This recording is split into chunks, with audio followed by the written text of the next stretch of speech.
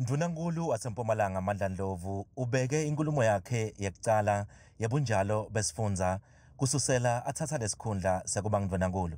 Kanti-ke uthi uhulumende wakhe utawugxila kakhulu ekutfutfukiseni umnotfo kanye nekudala ematfuba emsebenti.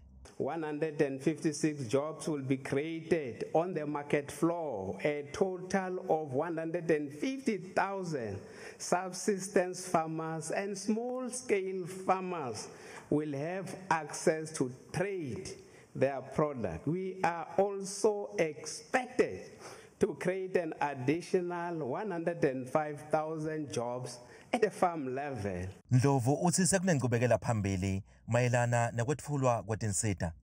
87% of the population of Mpumalanga now have access to reliable water. We commend the Minister of Water and Sanitation, led by Honorable Majodin, for authorizing water releases from Jericho Dam to Mkondo Municipality. Uphindze wagcizelela ukuthi bugebengu ngilenye yetinkinga letawubukwa ngeliso lelibukhali.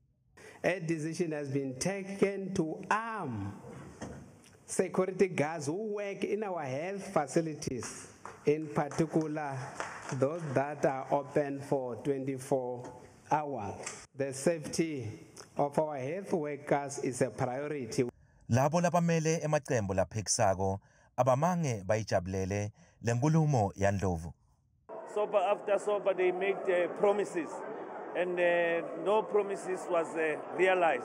He spoke about projects that are finished that we know are not finished and are not operationalized.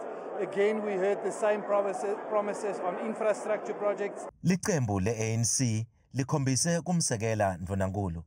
The Premier has correctly responded to our Mafuta resolutions, and we also appreciate the progress made since the last address of the legislature.